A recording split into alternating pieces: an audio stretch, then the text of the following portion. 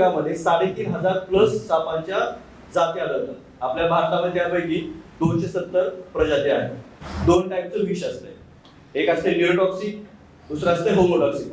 कुठलाही साप तुम्हाला येऊन चावत नाही, ते स्वतःचं संरक्षण करण्यासाठी. जसं तुम्हाला भीती वाटली तर तुम्ही संरक्षण करण्यासाठी हातपाय चालवतेच का, तसंच सापाचं आहे, ते स्वतःचं संरक्षण करण्यासाठी चावा घेतात. असं येऊन कधी चावा घेत नाही. आणि कुठलाही स्नेक बाईट झाल्यानंतर तुम्हाला 15 मिनिटे 1 तासाच्या आतमध्ये सरकारी हॉस्पिटलमध्ये, जवळच्या सिव्हिल हॉस्पिटलमध्ये पोहोचायचंय काय करून, कारण तिकडे त्याचे अँटीवेनम डोस असतात, वाचण्याचे चान्सेस खूप असतात जर तुम्ही 1 तासाच्या आतमध्ये हॉस्पिटलपर्यंत पोहोचलात. विषारी साप असतात, त्यांना चावण्यासाठी 2 स्पेशल दात असतात. हे जे दात आहे, ह्या दाताच्या आतमध्ये एक पोकळी असते, म्हणजे पाईप सारखी. ज्यावेळेस ते साप चावतात त्यांच्या हेडवरती इथे वरती विषाची ग्रंथी असते, पिशवी.